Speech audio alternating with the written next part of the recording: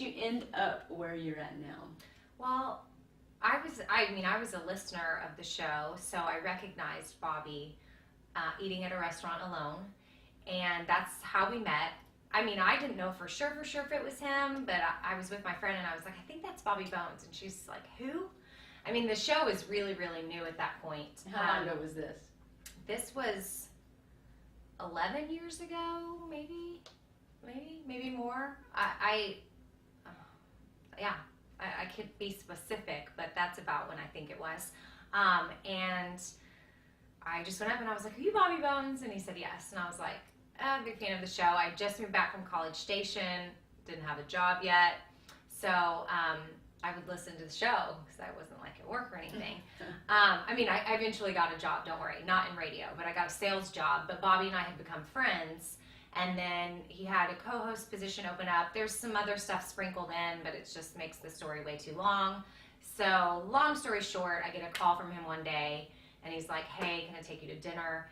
And I'm thinking, I just started dating my husband. I'm like, should I go? Like, is he asking me out or like what? Because we'd hung out before, but I wasn't dating my husband. Right. And we certainly weren't dating, but I didn't have anything to worry about, you know? But then it was like, well, what do I tell this guy I'm dating, you know? Yeah. So I ended up going, and he took me to dinner, and at dinner he offered me the job. So it was totally a business dinner. And he was like, I'm here to offer you a job as my co-host. But did you have any experience? No, none. And he had just gotten to know me over time. I had filled in on the show once or twice, treaded those waters a little bit. But his bosses were like, no. I guess he had wanted to hire me, a long time ago. It wasn't really going to work out. We had a contract renewal coming up, and he told them he wasn't going to re-sign unless he was able to hire me. And he had a little more leverage at that point. The year prior, he didn't have as much leverage. But when his contract came back up, he said, that's who I want. She's who we need. Like, she is the yin to my yang-ish kind of situation. Wow. And so that's what happened. He just knew that from your friendship. Right. But I didn't know if I was going to accept it. I remember going home and talking to my mom, the guy I'm dating who's not my husband, my sister, my dad, everybody was involved. My soon-to-be in-laws, they were good friends of mine. His mom discipled me. I remember going to them and being like, and I was younger too. Now that I'm more mature and more confident in myself and who I am and what I believe, like I would have done it in a second. But I debated a lot because it was a secular radio station, which was so stupid. I think now, by the way, it may not be stupid for some people. I shouldn't say it that way. It is a thought to definitely consider.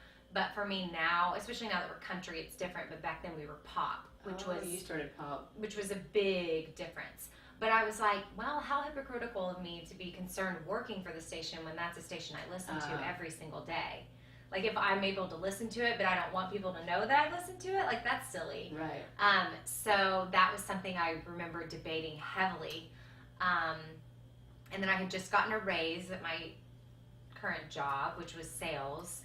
And that was exciting. And I had awesome opportunities with this company. But in the long run, I was young, and if I was ever going to take a chance at radio, that was the time to do it. So I quit my job, and here we are almost 10 years later. What a non-traditional path. Yes. To this. Yeah.